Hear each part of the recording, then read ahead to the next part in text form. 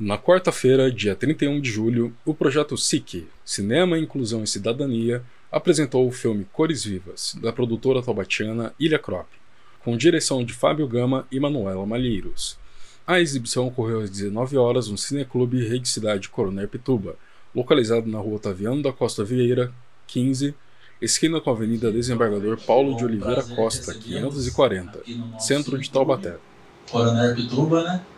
Que homenageia aí um expoente da nossa cultura, que além de teatrólogo, ator, né, também foi cineasta. Ele é o nosso patrono, que leva o nome aqui do nosso cineclube. Dentro disso, a ideia do cineclubismo, da gente fortalecer a nossa cultura, nós criamos aqui, no ano passado, o projeto SIC, que é o Cinema, Inclusão e Cidadania, que procura valorizar a nossa sétima arte e também valorizar as nossas produções, né? De Taubaté, do Vale do Paraíba, trazendo os realizadores, os produtores independentes, né? Para exibir na nossa tela e transformando isso num espaço também de pensamento, né? Que a gente sempre procura, ao final, depois, promover um debate. O curta-metragem faz um recorte na vida de Beatriz, que acorda em mais um dia monótono e linear, quando de repente tudo muda e inesperadamente seu dia se enche de cores. Beatriz abraça essa mudança e vive essa experiência, descobrindo que a felicidade genuína também está fora das telas que pinta. Após a exibição, ocorreu um bate-papo entre o público, o diretor Fábio Gama e o produtor Raul Afonso, intermediado pelo produtor executivo André Ferreira. Bom, passado a exibição do filme, agora a gente vai fazer um bate-papo aqui com dois representantes da produção aí da Ilha Crop, né, da produtora, Fábio Gama, um dos diretores, Raul? Diretor de arte. Não, Raul, que é essa mãe? Raul Afonso. Raul Afonso, diretor de arte. E pra gente começar, eu queria saber como que surgiu, Fábio, a ideia de fazer esse curta-metragem, né, de trazer essa temática que parece muito mais latente hoje na nossa sociedade, especialmente em tempo pós-pandemia, né? Que as pessoas estão cada vez mais isoladas, né? Jovens sem tendo muito contato, né? Como que foi isso? Eu comentei brevemente com o Raul hoje, quando eu estava pesquisando a música para postar uma história. O meu modo de criação ele é muito peculiar, se eu posso dizer. Um dia eu estava em uma call com ele, uma de chamada, e eu falei para ele, cara, eu tenho uma certa facilidade em criar roteiros. Só me dá uma ideia que eu escrevo uma história inteira para você. Daí a gente comentou sobre músicas lá e tudo mais, eu falei, me manda uma música e eu vou criar uma história com isso. Então ele mandou, acho que 4 ou 3 músicas para mim. Eu gostei de uma especificamente, e quando eu ouvi essa música eu já imaginei aquela cena no carro. Aquela cena que ela está na janela e tudo mais, observando a sociedade, passeando. Eu já imaginei aquela cena. E na mesma noite, isso eram umas 7, 8 horas, na mesma noite até umas 10 eu escrevi todo o resto da história. Toda a história, ela meio que se apresentou para mim, não fui eu que escrevi ela que veio até mim. E veio toda essa narrativa de uma visão alternativa do que é solidão, do que é a solitude, talvez, de que estar sozinho, pensando em si também é bom, também pode ser positivo, ter um tempo para você, mas que nem a sinopse diz que eu mandei para você, que ela acaba encontrando cores além dos quadros que ela pinta, ou seja, também existe felicidade fora da casa dela, fora da zona de conforto. Eu acho que é essa ideia que eu quis passar, a ideia que chegou até mim, enquanto eu simplesmente ouvi uma música que o Raul mandou para mim. Agora, eu não sei se a plateia teve o mesmo sentimento que eu tive, né? Esse filme foi pensado para ser um curta-metragem mesmo, ou por situações ele acabou sendo um curta? Porque parece-me, né, que a vontade é tanta de da gente entender mais essa história, de conhecer mais esses personagens, que ele merecia um longa, né? Até brincar com o Daniel aqui, Daniel, pega as luzes lá pra gente continuar o filme aqui, né? Vamos colocar aqui as luzes coloridas, aqui para a gente aproveitar o povo que está aqui, né? O pessoal que está nos assistindo, para a gente, de repente, continuar a festa, continuar esse bate-papo, essa conversa, nesse momento de congraçamento. Pela nossa realidade, tanto de orçamento, de equipamento e de locações, etc., toda a realidade de quem vive desse cinema de guerrilha, né? A gente imaginou sim um curta-metragem, porque a gente não tinha condições de fazer algo maior. Tanto que agora a gente está se matando, depois de planejar quase um ano inteiro, para produzir uma minissérie de 3 episódios de 15 minutos. Mas sim, eu tenho um pré-roteiro de uma continuação chamado Cores Intrínsecas, que aí já seria um roteiro mais pesado. Esse já foi mais feliz, cores vivas, aquela coisa colorida, festa, animação. O outro eu já falaria mais de questões internas, questões, justamente as questões que ela trabalha no dia a dia dela, as questões que ela tenta, como ela diz mesmo, tentando não surtar, não pensar em muitas coisas que afetem ela, só que chega um momento que essas coisas são meio inevitáveis, ela tem que enfrentar essas coisas, tem que combater essas frustrações. Então seria o enredo base dessa segunda continuação, um segundo curta-metragem, parte 2. Vamos pôr o Raul na conversa também, que logo de cara me chamou a atenção um plano ali que mostra os frascos de tinta, né? As nuances de cores, né? Como que foi trabalhar essa questão da arte, da direção de arte, pensando no cenário? A gente viu também que há um diálogo, né, entre o cenário e os personagens, né? Até o cabelo pintado vermelho assim parece que chama a atenção para o que o filme está propondo, né? Então, na verdade, todas as coisas que aconteceram ali, claro que a gente trabalhou para que aquele cenário estivesse ali da forma com que ele foi apresentado, mas muitas das coisas já eram, por exemplo, os itens da casa já eram numa paleta de cor vermelha, que meio que ornava com todo o personagem. Essa parte que ela estava pintando os quadros, as cores, né, para esse esquema dela se expressar e tudo mais, foi pensado colocar as cores todas ali, porque fazia parte também do título, de todo o contexto ali, ter essas cores vivas. Aí, quando ela sai de casa, a gente vê essa quebra visual de que estava tudo bonitinho, daqui a pouco ela sai com os amigos dela. E daí a gente tinha pensado assim, pô, como que ela pode sair dessa situação de zona de conforto? Vamos colocar ela numa festa, com bebida, as coisas, tudo. Mas em relação às cores mesmo que foram apresentadas ali, a direção de arte, ela foi pensada, mas também em certa parte já estava tudo ali à nossa disposição. Daí cabia mais a nós mesmos a enquadrar ali a cena, deixar da maneira que a gente gostaria para transmitir. Isso, mudar uma coisa ou outra ali de lugar. Mas como eu falei, muitas das coisas que já estavam ali a gente aproveitou.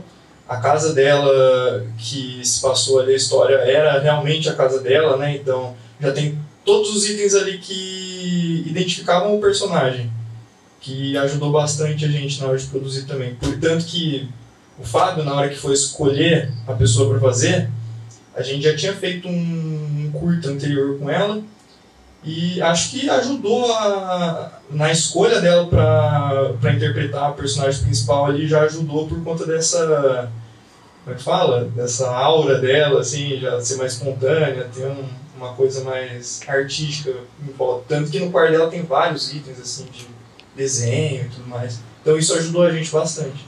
Uma coisa também que chamou a atenção foi o cuidado com a iluminação, né? Trabalhar à noite a gente sabe que não é fácil, né? E às vezes essa questão da imagem noturna, a imagem no escuro, ela uma coisa a gente vê na lente e depois vê ela pronta, né? Como que foi esse processo? É difícil, porque assim,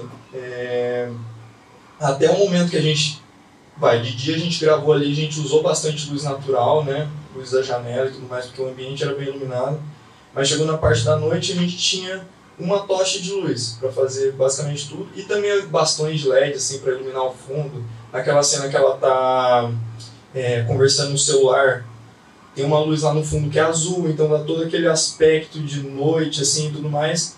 E a luz da TV não era nada mais, nada menos que um softbox apontado para ela, né? Na TV também tinha a lâmpada, a quadradinha, que ela ficava... Isso, ela ficava piscando. Tinha uma luz, um quadradinho de luz que ela ficava piscando, isso, simulando o efeito de TV. Aí também, na parte do carro, né? Ninguém anda com a luz acesa dentro do carro. Só que o que a gente pensa? Se a gente apagar essa luz aqui, vai ficar um breu. A hora que ela estiver interagindo ali com os outros personagens e tudo mais. A gente falou, ó, vamos tacar a luz aqui em cima deles mesmo. Precisa iluminar. A gente não... Só ficaria, talvez, ali com a luz ambiente, dos postes de luz assim e tudo mais. A gente falou, vamos aproveitar desse recurso que a gente tem. Uma luzinha ali quadradinha para fazer a luz dentro do carro. E outras também, por exemplo, a parte da festa ali. Aquela luz que ele estava encaixando lá, ela não funcionou. Daí a gente ligou uma luz que o Fábio tinha que ficar piscando colorido assim. Aí foi assim que a gente fez essa cena. Tipo, é difícil mesmo gravar de noite assim, tanto a qualidade de imagem acaba caindo um pouco. Mas existem formas de contornar. Daí essa parte foi bem legal trabalhar na iluminação do escuro também. Ajudou bastante. E também, que nem tinha falado, né, sobre o que você enxerga na câmera não é o que você tá vendo ali, né? Mas acho que bem configurado deu pra trabalhar bem em cima das coisas que estavam ali no ambiente. A gente... depois também trabalhei na colorização do curto, também isso deu uma ajudada. Fora o que a gente já estava fazendo ali gravando, né? Então você fez também o processo de edição e finalização. A edição... O Fábio ele gosta de tanto escrever, roteirizar, dirigir, mas daí a parte da montagem e, enfim, edição fica com ele mesmo. Eu fico com a parte do motion, né, com aquelas mensagenzinhas aparecendo ali, eu fiz, e a colorização também. Acho que dos 3 cursos que a gente fez, esse é o padrão assim, que a gente segue. Aproveitar e colocar o diretor em maus lençóis, né? O diretor sempre fala, depois está pronto, é tudo maravilha, né? O elenco deu muito trabalho, conta pra gente aí as dificuldades que teve com o elenco. Aproveitando que eles não estão aqui, eu vou esculachar mesmo. Não, mas pior que não deu. Eles, duas duplas na verdade. O Stanley e a Paçoca, é a Nanda o nome dela? Acho que é a Nanda. Paçoca é o nome artístico dela. Eles são amigos já há muito tempo, são bem próximos. E a Manuela e a Beatriz também, eles são amigos próximos já há muito tempo. Então, foi mais juntar 2 grupos de amigos ali e ver o que dava. Não foi muito complicado, não foi um processo muito extenso assim. Mas a gente teve que repassar um pouquinho algumas cenas foram improvisadas. Mas foi super tranquilo lidar com eles. Eles são bem gente boas, foram bem profissionais. E acho que só a Manuela não era atriz, né? Isso. Só a Manuela não era atriz, os outros 3 já tinham mais carga assim, no teatro. Qual foi o tempo entre roteirização e trabalho pronto? Foi rápido, foi relativamente rápido. Esse projeto foi a gente não produziu tantos projetos assim na vida. A gente tem alguns documentários, a gente tem alguns curtas-metragens, tem a minissérie que a gente está fazendo agora, mas esse foi, eu acho que, um dos mais despretensiosos que a gente já fez. Foi uma ideia que surgiu meio que de repente, e quando eu vi, a gente já estava gravando, já estava finalizando, então acredito que questão de 2 meses. Rápido? Vamos aproveitar a intervenção aí, plateia, se alguém tiver a pergunta, esse é o momento. Alguém quer aproveitar? Deixa eu levantar aqui, tem um microfone lá. Primeiro. Eu gostaria de perguntar sobre como foi a parte da implementação das cores no curta-metragem.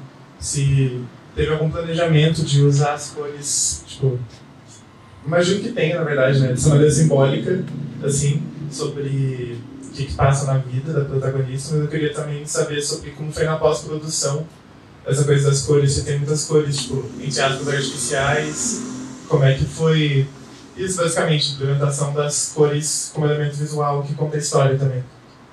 Cara, quando a gente trabalha na direção de arte durante ali a gravação, depois já pega uma imagem praticamente pronta para colorizar na pós, fica tudo muito mais fácil, que nem eu tinha comentado aqui. O ambiente ajudou muito a gente, não precisamos correr muito atrás assim, de itens com a mesma cor e tudo mais, porque já tinha muita coisa no cenário. Só que o tratamento de cor nesse curta foi bem pesado, assim. Não foi, dar uma... Jogar um loot. Jogar um loot é isso. Loot, pra quem não sabe, é tipo um filtro de cor que usa... deixar a cor mais interessante, digamos assim.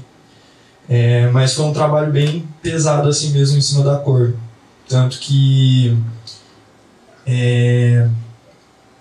tinha muita cena, principalmente ali quando ela estava dentro de casa ainda.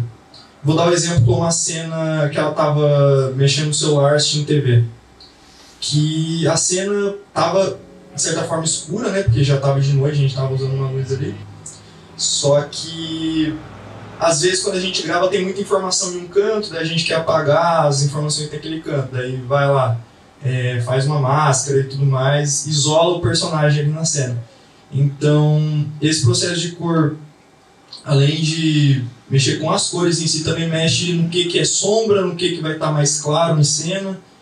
Mas o cenário ajudou bastante a gente em relação a isso. A gente precisou fazer loucuras assim na pós-produção para chegar no resultado que a gente chegou.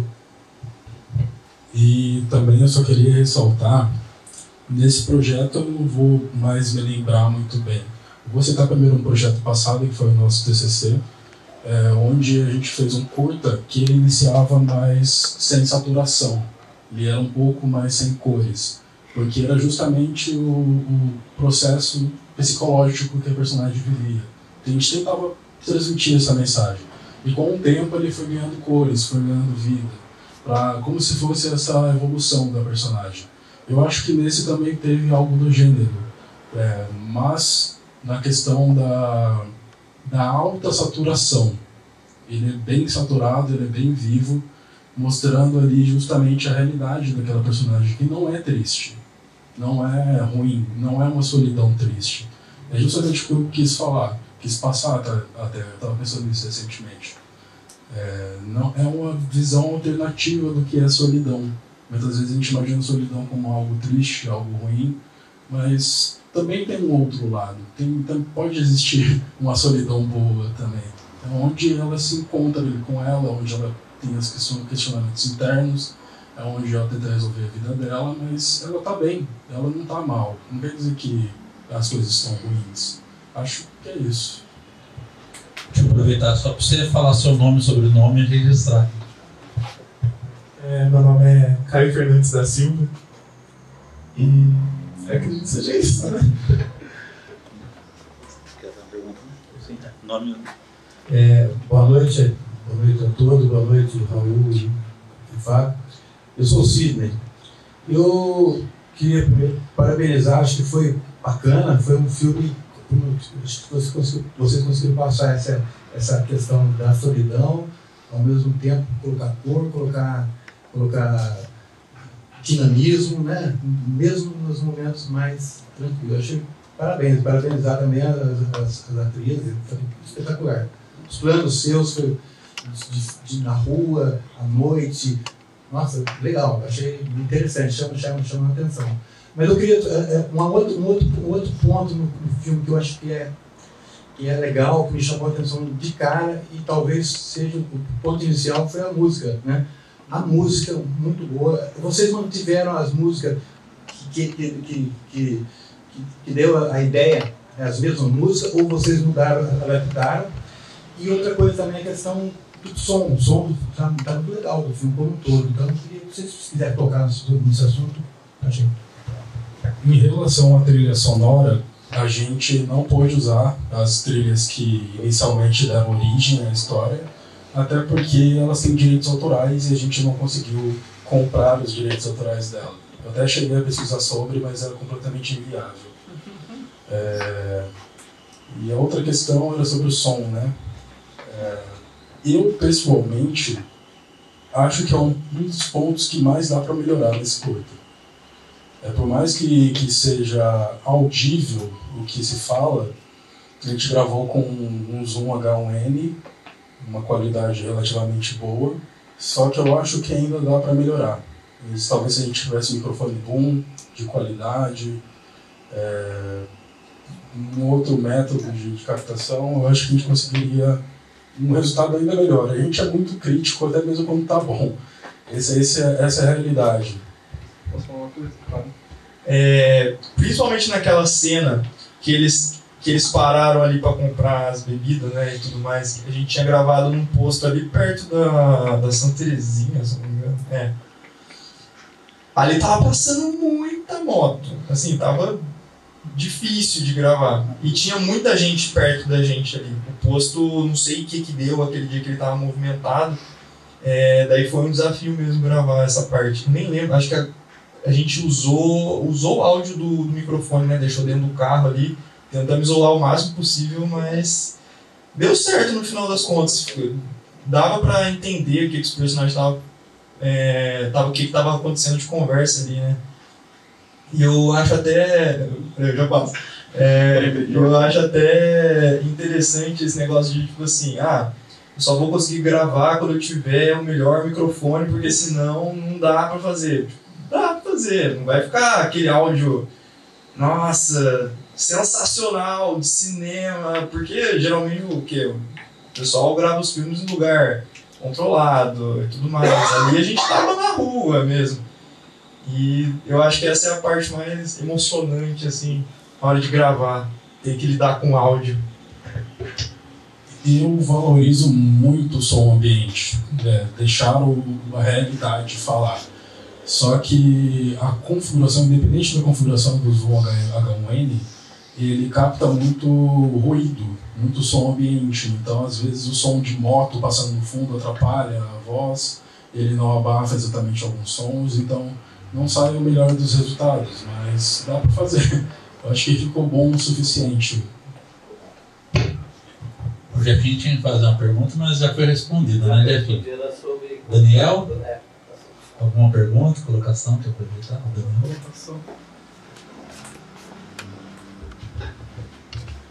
Estava conversando com o Fábio, eu estava regulando o som hoje, eu assisti 2 vezes, porque eu tenho essa preocupação também de ficar uma coisa gostosa para todo mundo. E geralmente a gente tem muito, os cursos que vêm para cá tem muito problema de som, de variante e tal, então você tem que achar o meio termo. E eu achei legal, até comentei com você da qualidade do áudio, das músicas. Eu consegui dar uma boa equalização hoje aí, sem tanto trabalho.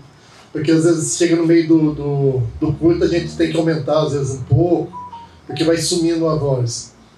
E daí eu até questionei, eu falei pro Fábio, você fez a captação, como você fez a captação? Daí a gente estava até conversando, o jeito que eu faço captação, o jeito que a gente faz aqui as nossas produções. Até mostrei para ele algumas coisas caseiras que a gente faz, para a gente conseguir essa qualidade que a gente procura, né? Às vezes a gente não tem muita grana para investir, mas tem equipamento hoje em dia que é barato e a qualidade é excelente. Daí eu queria parabenizar vocês pelo trabalho, pela fotografia também, eu gostei muito da fotografia de vocês, e o padrão 16:9, que eu acho isso muito legal, eu acho que isso valoriza os curtas-metragens, porque daí dá aquela linguagem mesmo de cinema, porque o pessoal geralmente faz aquela coisa tudo plano aberto, tudo... E eu gosto da linha de que você trabalhou, as letras, toda a coisa. Então, parabéns para vocês aí. E precisar de alguma coisa, estamos aqui para apoiar vocês em produções também. Tá bom? É isso. Obrigado. Boa noite, gente. Uma coisa que uma curiosidade que eu sempre quero saber de todo mundo que produz. Para que janela exibidora vocês pensaram em trabalho? Exibir onde? Cara, eu não sei porque que você passou pra mim o microfone. Fugindo da pergunta. Mas assim, a princípio, o que a gente tinha pensado, né? A gente fez esse curta logo depois que a gente se formou na faculdade. E logo nessa mesma época que a gente estava produzindo esse, a gente tinha exibido o nosso curta do TCC, né? Que era o Avião de Papel, num festival de escola de cinema. E foi muito legal, assim, a gente foi até premiado. Aí a gente estava meio que pensando, depois que terminou, né, esse curto, né, se a gente ia só jogar ele no YouTube, se a gente ia colocar ele em festivais, assim. Só que acho que acabou não indo muito pra frente. Eu vou ser bem sincero. Eu acho que, na verdade, complementando o que eu disse também, a gente acabou fazendo mais para portfólio, para nossa experiência mesmo, do que para qualquer outro objetivo. Até mesmo porque na época, hoje em dia a gente já tem mais conhecimento, mas na época, foi feito ano passado, a gente era bem mais leigo em relação a leis de incentivo, questão de editais e tudo mais, festivais. Então a gente acabou fazendo mesmo para nossa experiência mesmo. A gente já estava com um projeto que a gente achava bacana, mas a gente também não tinha a visão de que ele poderia ser algo rentável até mesmo, de certa forma. Então a gente falou, vamos publicar no YouTube, vamos tentar alcançar o máximo de gente possível, vamos mostrar o nosso trabalho. E a gente pegou, acho que 26 mil visualizações em questão de um mês. Então foi um alcance interessante, a gente é razoavelmente reconhecido por esse trabalho, as pessoas elogiam. E ajudou muito na nossa experiência, na minha experiência com edição, a experiência dele com fotografia e direção de arte, a experiência do resto da equipe que estava participando. Acho que foi mais para esse quesito, não tanto planejado para onde a gente vai exibir esse material, o que a gente vai fazer com ele, mas sim o processo dele. Eu fiz essa pergunta por um detalhe muito simples, né? Tem muita coisa boa guardada nas gavetas das pessoas. Muita coisa que devia estar sendo aí exibida, né? Ou só na web, se for a característica do trabalho, ou em outros lugares, até na rua. Como a gente acostumou fazer cinema de rua, né? E a gente tem uma preocupação com as produções independentes, as produções locais, regionais. Vocês que frequentaram, você que frequentou aqui com a gente algumas semanas, né, os trabalhos, você viu que a gente tem uma tendência muito de... a ideia não é pegar enlatado de outro lugar. Né? A gente tem que fazer valer, né, uma famazinha que Taubaté tem de ser a capital do cinema no Vale do Paraíba, por questão de Mazzaropi, que nem nasceu aqui, mas graças a Deus colocou, né, a gente no mapa aí do audiovisual e cinema. Mas é uma preocupação nossa. Como diz um amigo nosso, né, que eu aprendi essa expressão quando ele trabalhava no Ministério da Cultura, quando ele era secretário nacional de cultura, desesconder. Desesconder os talentos, desesconder os trabalhos, desesconder muita coisa boa que é feita aqui, as pessoas não sabem, fica batendo palma para coisa de fora, sendo que às vezes a gente tem coisa melhor aqui. Então essa valorização da nossa identidade em cima da arte, em cima do audiovisual, em cima de tudo, da música, da dança, de todas as formas de expressão artística, a gente tem que valorizar o que é feito aqui. Fábio, Raul, eu queria agradecer a presença de vocês. Eu queria que vocês deixassem também as redes sociais, né? E os contatos da Ilha Crop, né? Para quem quiser não só produzir filmes, mas também fazer comerciais, né? Tem uma gama de trabalhos que eu gostaria que você falasse um pouquinho. Então, a gente, há um tempo, a gente deu uma pausa, por enquanto, nas produções comerciais, por questão de tempo, que o pessoal trabalha também, então ficou um pouco corrido. Mas dependendo do projeto, pode ser que talvez a gente encaixe na agenda. Então a gente está mais focado em produções independentes de curta-metragem, etc. Mas caso alguém queira entrar em contato, acompanhar mais projetos, é @ilhacrop no Instagram e YouTube. O meu Instagram é Fábio_Gama_. No Instagram eu tenho o meu pessoal, que às vezes eu posta um pouco também sobre a questão do audiovisual, que é Raul Afonso, com um O no final, com 2 Os no final, e Raul das Prod, que eu faço meus trabalhos pessoais também. E eu acho que essa questão que ele tinha falado também da ilha que a gente fazia antes, né, os trabalhos comerciais e tudo mais, que a gente entrou numa leva agora mais de fazer projetos autorais, que eu acho que, dadas as circunstâncias atuais nossas para produzir essas coisas, tomava muito nosso tempo. Hoje em dia a gente prefere ir por esse lado mais artístico, o roteiro escrito pelo Fábio, produção nossa e tudo mais. Bacana, então, parabenizando aí a todos que participaram do projeto, né, do filme, e participam aí das produções que vocês realizam, né? A gente aproveita também para fazer o convite aos produtores independentes, realizadores aqui de Taubaté da região. A gente está com a agenda aberta no nosso Cineclube Coronel Pituba, o projeto Cinema, Inclusão e Cidadania tem a agenda aberta até o final do ano aí para a gente poder exibir. Quanto mais produções nossas aqui da região, melhor, né? Mais interessante do que a gente exibiu, às vezes, um clássico do cinema. A gente pode assistir em outra hora, né? Em outro momento. Então o espaço está aberto para todos, né? O SIC, Cinema, Inclusão e Cidadania, é uma promoção da Rede Cidade de Comunicação e Cidadania, TV Cidade de Taubaté, com coprodução do Coletivo de Cinema da cidade, Alfa Produções, Quilometrarte, Felício Neto, Caipira Filmes e Escola de Mídia Comunitária. Via incentivo da Lei Paulo Gustavo, por meio da Secretaria de Cultura, Economia Criativa da Prefeitura de Taubaté, da Secretaria de Cultura, Economia e Indústrias Criativas do Governo do Estado de São Paulo, do Ministério da Cultura e do Governo Federal. Acesse também nossas redes sociais, @TV Cidade Oficial, @TV Cidade Taubaté, @TV Cidade Taubaté RC e @Coletivo de Cinema da Cidade.